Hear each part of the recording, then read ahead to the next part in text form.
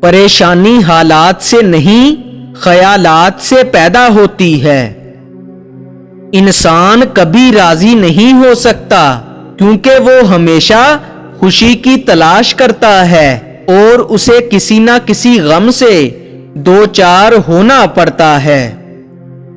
اگر آپ نے کسی کا حصہ رکھا ہوا ہے تو اسے واپس پہنچا دو، ورنہ بخشش تھوڑی مشکل ہو جاتی ہے۔ زندگی کے جواز تلاش نہیں کیے جاتے، صرف زندہ رہا جاتا ہے۔ زندگی گزارتے چلے جاؤ، جواز مل جائے گا۔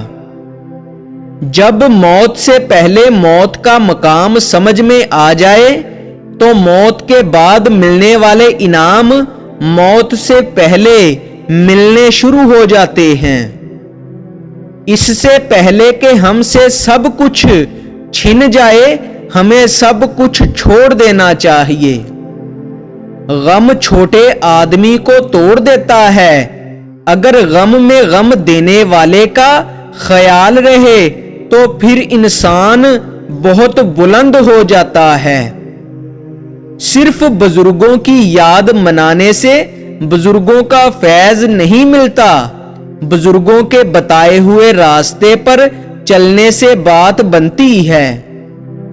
وہ رب ہو کر آپ کی مرضی پر کیوں چلے جبکہ آپ اس کے بندے ہو کر اس کی مرضی پر نہیں چلتے؟ اگر وعدے کم کیے جائیں تو انہیں پورا کرنے کا امکان زیادہ ہوتا ہے۔ اگر سکون چاہتے ہو تو دوسروں کا سکون برباد نہ کرو۔ علم اس وقت تک حاصل نہیں ہوتا جب تک کوئی عطا کرنے والا نہ ہو، کیونکہ اصل علم اللہ والے کی نگاہ سے ملتا ہے، کتاب سے نہیں۔ آؤ مل کر دعائیں مانگ لیں اللہ والوں کے ساتھ، کچھ دعائیں اپنے لیے، کچھ اوروں کے لیے۔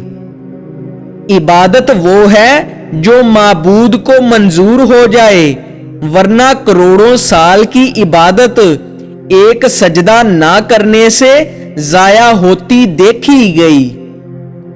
جس دل میں ثواب کا شوق اور عذاب کا خوف پیدا ہو جاتا ہے، جنت خود اس کی منتظر ہو جاتی ہے۔